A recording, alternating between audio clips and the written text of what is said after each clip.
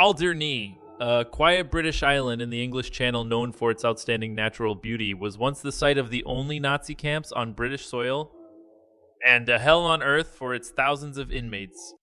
A fresh inquiry, ordered by the UK Special Envoy for Post Holocaust Issues, Eric Pickles, and led by a panel of experts, has sought to determine the exact death toll of prisoners and laborers on Alderney, while also bringing an end to the conspiracy theories and misinformation surrounding the island. The findings were published on Wednesday and determined there were a greater number of deaths than initially documented following liberation, but found no evidence of a mini Auschwitz. The inquiry also explored why the Nazi perpetrators, most of whom evaded justice, never stood trial in Britain. Stretching for 3 square miles, the island was occupied by the Nazis for most of World War II. During that time, 3 forced labor camps and a concentration camp called Lagersilt were built. Nearly 8 decades later, the fingerprints of Nazi occupation are still visible on the picturesque island, including bunkers, anti-tank walls, and the notorious water lane tunnels constructed by the occupying forces to store munitions and fuel. According to its tourist board, the residents of Alderney, which has a population of just over 2,000, gather once a year in May for a memorial service to commemorate the island's victims. Described by Pickles as housing the most westerly concentration camp in the Third Reich, questions over the scale of horror that occurred on the island have persisted among locals as well as internationally, and the exact number of dead has never been clear until now. The Channel Islands were the only British land the Germans occupied during World War II.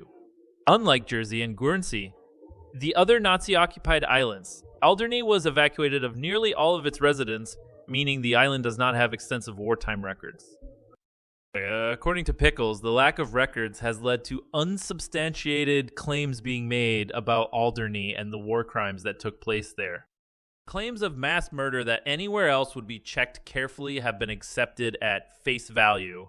Pickles, who has stressed the importance of historic accuracy regarding the Holocaust, said, third or fourth-hand testimonies of atrocities without any supporting evidence are given as a fact.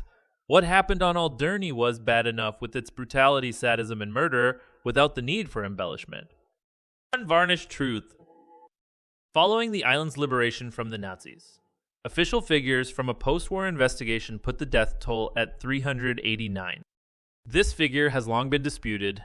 Historians, members of the Jewish community, and members of the public have estimates ranging from hundreds to several thousands. Speculation has also been rife that the true scale of what happened on the island may have been deliberately concealed by the British government. The inquiry denies such theories.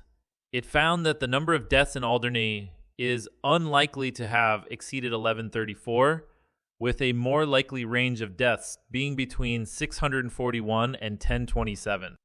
In addition, at least 97 people died and 1 disappeared during transit to and from the island. The estimated minimum number of prisoners or laborers sent to Alderney throughout the German occupation stands between 7,608 and 7,812, the panel found. Alderney's camps, according to the inquiry, shared many of the traits of those in mainland Europe. Laborers were kept in atrocious conditions and forced to work long hours carrying out dangerous construction work. They were subject to beatings, maiming, torture, and in some cases executions. The inquiry found that there is no evidence for arguing that many thousands of victims died. Assertions that Alderney housed an extermination center and constituted a mini Auschwitz are also untrue, the panel found. Prisoners were treated appallingly and life was cheap, but Alderney did not house a mini Auschwitz. There was no extermination center on the island, Pickles said. He added, anyone who claims so has never visited Auschwitz or understood the extent of the Nazis' death factories in Eastern Europe. Pickles believes overestimated death tolls at the hands of the Nazis can be damaging and play into the hands of Holocaust deniers. At a time when parts of Europe are seeking to rinse their history through the Holocaust, the British Isles must tell the unvarnished truth, he said. Numbers do matter. It is as much of a Holocaust distortion to exaggerate the number of deaths as it is to underplay the numbers. He added exaggeration plays into the hands of Holocaust deniers and undermines the 6 million dead. The truth can never harm us. Egregious injustice. A separate section of the inquiry focused on the failure to prosecute war crimes committed in Alderney, something that it described as an egregious injustice. This was due to the British government's decision to hand the case over to the Soviet Union after World War II, as the majority of victims were Soviet citizens. Research conducted by Anthony Glees, an academic and advisor to Pickles, found there had been a succession of cover-ups on the part of the British government, which handed all Alderney's files of evidence over to the Soviet Union via the United Nations War Crimes Commission on September 12, 1945. From there, the SR decided to do nothing with the evidence, according to Glees, meaning that the majority of perpetrators who had systematically tortured and in some cases murdered their victims escaped trial.